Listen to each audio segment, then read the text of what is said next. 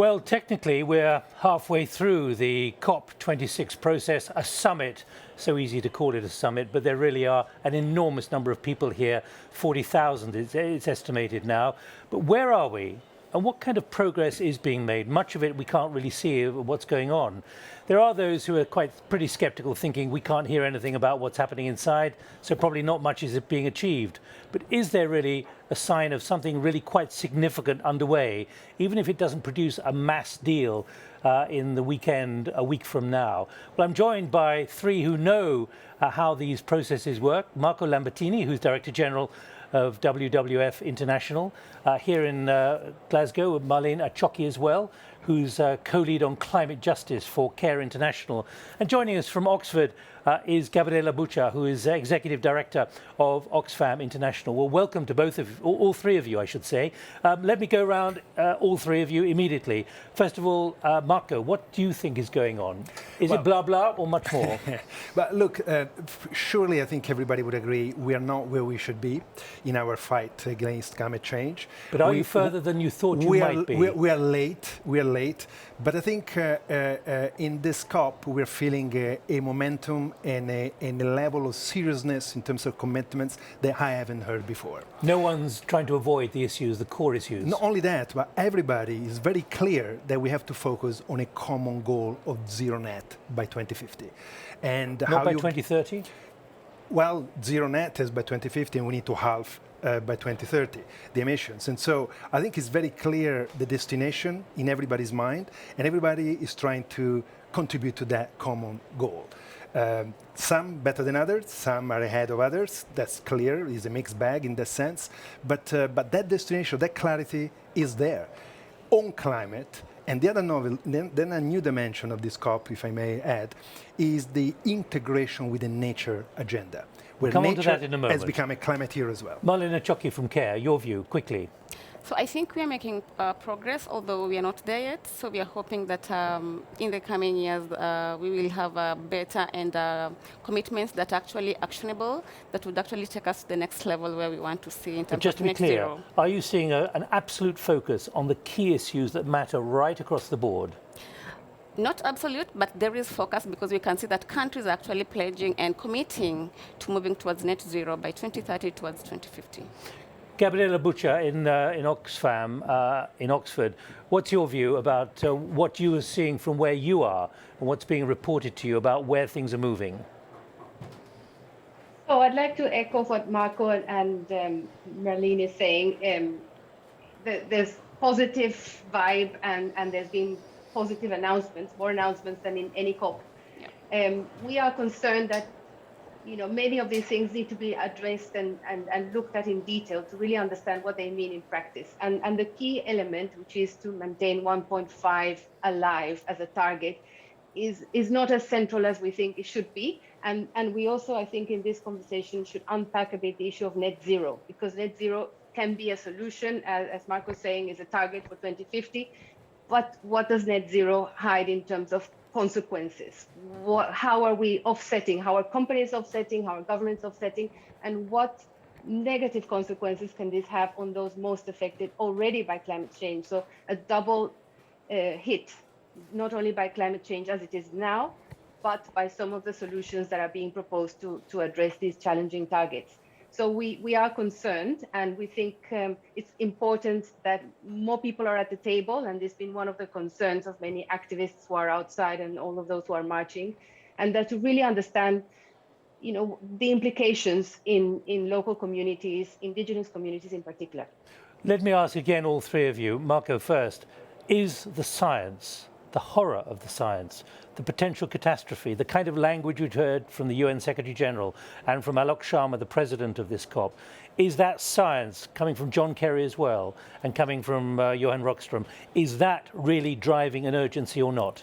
Absolutely. It's a combination of the evidence of our impact and the consequences, the understanding of the consequences that our impact on the natural world is having, not just only on the natural world, and all the wonderful diversity of life we all cherish, but actually on our lives, on our economy, on our society, on our well-being, on livelihoods. Particularly, nature conservation has moved from being a moral issue of coexistence with nature to actually an issue of survival, of justice for future generations and for the most vulnerable populations that today are affected the most by climate and nature loss. Marlene, that shadow of the horror of the science, not for some time, a century from now, but maybe less than a decade from now. Yeah, it's actually telling us that we need to act, and it's actually giving focus to the leaders and how to do it. And you feel that, do you? I feel that, and I know because we have the climate change impact is increasing the gender inequality gap, and we also need to look into that, because if we don't look into that, then most people in poor who are not able to provide, who are in poor countries, are going to continue to get more harmful, and they cannot be able to build their resilience to the impacts of climate change. So with the AR5 report that just came out, the physical science you're talking about, it's clear that we need to start acting right now, because we do not have more time to waste and to delay. And Gabriela, do you feel there's any foot dragging still going on? Do you see those who are prepared to say, one day, but not now? So, yes, I think there's a growing number of people who are now mobilized by the science and the facts, and there's less dissent there. But still, for example, there's a bit too much complacency considering what the science is telling us, and the imperious need to go for 1.5 or less global warming, because we know what the consequences, catastrophic consequences, Can you that give an are already example of being that felt. complacency? Well, in the sense of some very long-term targets, and also certain countries relying on still unproven technologies, and also over-reliance on tree planting as the key carbon sink methodology, which has consequences. You know, in our recent report, we launched a report in September, tightening the net, precisely analyzing what net zero target meant in terms of land use. And it's 1.6 billion hectares that would be needed, 5 times the size of India in terms of planting of trees. So the point is, we are relying too much on that and too little on really cutting emissions, which has to be the priority. And that is uncomfortable, difficult, painful, both at individual and societal level. But can I be clear? I mean, the methane decision, surely that was a very heartening move. Yes, and that was, we agreed, and we actually have signed up to methane. It was one of the possibilities to actually move forward faster, one of the low-hanging fruit, let's say, if there are any, to allow us to move faster in this critical decade. But the issue is that it is not enough. I mean, it is important, but it's not enough for us to land in a world of less 1.5 degrees or less warming beyond pre-industrial levels. Let's look at the building blocks of what has been achieved in the first week and in the recent weeks as well. And you raised it already, Marco, nature. Yeah. The fact that nature is not seen as something where people can essentially rate the landscape. They've actually got to put a cost on it now. If you're a business or you're a private person, how much has that really changed in the last few days and weeks? The spirit and the focus here? Well, I mean, we've never seen a climate convention meeting where nature was so prominent like COP26. The UK presidency has promised to have a strong integration of nature and climate, and they delivered that together with the rest of the participants. And I have to say, this is based on science again. 30% of the mitigation potential of climate change is related to nature-based solutions, which means protecting nature as a sink, the nature that exists today, and avoid the destruction of nature in order to become actually a source of emissions. But do you believe nature is now factored in as an externality and a cost which cannot be ignored now? I think nature is integrated now in the climate discussion, and it is one of the solutions to the climate agenda and climate change. Clearly, Gabriela is very right. We need to make sure that investment in nature-based solutions doesn't become an excuse to avoid abatement of emissions, because reduction of emissions continue to be one of the key pillars of winning the climate change challenge. Marlene, your view on nature? Nature and climate change cannot be talked in different terms because They were up until a few years ago. because that is because we have realized there's need to actually talk about nature and climate change because most people rely on biodiversity and ecosystem services that nature provides, and if you're not going to check into this, then this means that the ecosystem will not be able to support the people who rely most to it in terms of adapting to impacts of climate change, building their resilience, and also being able to look into the different adaptation approaches that care actually bring on board in terms of nature and the people. Let me ask you finally on 2 or 3 specific points, and if you can be quite brief, please. Gabriela, particularly what we have seen about support for indigenous people, particularly on deforestation, the signal that that is sending and has sent 2 days ago. What's your view on that? So linking with your previous question, I absolutely, nature-based solutions need to be an integral part of this climate work on reducing the impact of climate change. And they have been for too long separate processes. And for us, key to this is also the issue of inequality. And indigenous peoples are there, unfortunately, have been not considered in the equation. They're 5% of the total population, but are actually critical to defend around 80% of our ecosystem. So they're an integral part of the solution. Of course, land is the key element where these issues come to play together.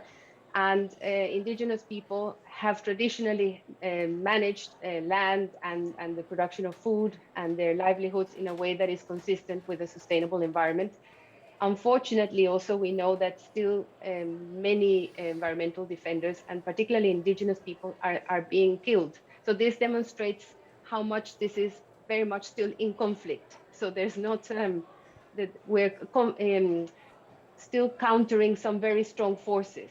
So 227 defenders of the environment and climate justice defenders, 1/3 were indigenous people that were killed in the last year in this process of really transforming their environment and defending their ancestral lands. Marco, one for you on the FACT, the Forest, Agriculture and Commodity Trade Dialogue, hosted by the COP26 presidency to accelerate the transition towards more sustainable land use practices.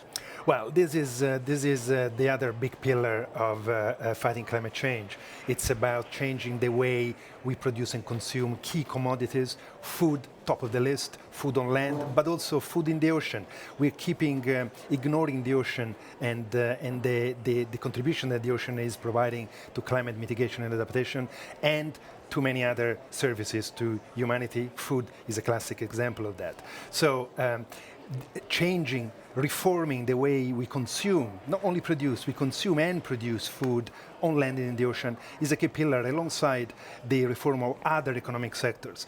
The net zero goal is, if you like, is a disruptive goal because it has disrupted the energy sector, pushing for investment to move from fossil fuel to another alternative, which is, of course, renewable energy. We need a net positive, which is the slogan of this hub, a net positive global goal for nature that disrupts the other sectors, pushes agriculture, infrastructure, fishing, forestry to become sustainable and nature positive. And Marlene, final thought to you. Your work is about climate justice. Are you feeling there is going to be more justice coming up or not? I feel like there's going to be more justice coming up with the kind of focus that we have right now in terms of including gender, community-based adaptation approaches in the negotiation. And so with this, then we're able to plan forward with these aspects in mind.